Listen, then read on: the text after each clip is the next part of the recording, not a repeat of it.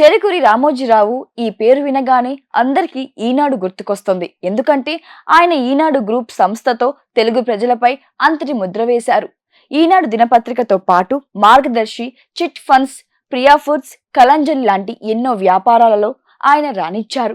దాంతో పాటు ఆసియా ఖండంలోని అతి పెద్దదైన రామోజీ ఫిల్మ్ సిటీని కూడా స్థాపించి తన పేరు చిరస్థాయిలో నిలిచిపోయేలా చేసుకున్నారు. సామాన్యుడి నుంచి మొదలైన ఆయన ప్రస్థానం అనేక రంగాల్లో అగ్రభాగానే ఉండేలా నిలిచింది. రామోజీరావు పుట్టింది కృష్ణా జిల్లాలోని పెద్దపార్పుడి గ్రామంలో 1936 నవంబర్ 16న ఒక సామాన్య రైతు కుటుంబంలో ఆయన జన్మించారు. తల్లి వెంకట సుబ్బమ్మ, తండ్రి వెంకట సుబ్బారావు. అయితే రామోజీరావు తాత రామయ్య కుటుంబంతో సహా పేర్చెపల్లి నుంచి పెద్దపార్పుడికి బతుకుదెరువు కోసం వచ్చారు. అయితే ఆయన తాత చనిపోయిన 13 రోజులకే రామోజీరావు పుట్టారు. అందుకే ఆయన తాత జ్ఞాపకంగా ఆయనకు రామయ్య అని పేరు పెట్టారు.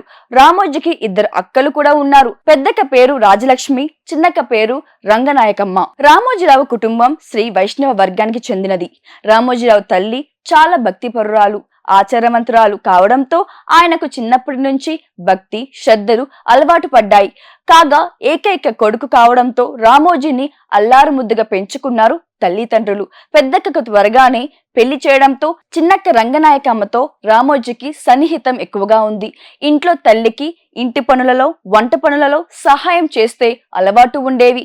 కాగా స్కూల్ చేరినప్పుడు ఆయనకు రామయ్య అనే పేరు నచ్చలేదు. దాంతో ఆయన పేరును రామోజీరావు అని స్వయంగా తానే పెట్టుకున్నారు. రామోజీరావు 1947లో గుడివాడలో పూరపాలకోన్నత పాఠశాలలో 8వ తరగతిలో చేరాడు. ఆ తరువాత గుడివాడ కాలేజీలో ఇంటర్, బిఎస్సి వరకు చదువుకున్నాడు. చదువు పూర్తయిన వెంటనే ఆయనకు 1961 ఆగస్టు 19న పెనుమలూరుకు చెందిన తాతినేని వెంకట సుబ్బయ్య, వాణిదేవిల 2వ కుమార్తె రామాదేవితో పెళ్లి చేశారు. ఆమె అసలు పేరు రమణమ్మ.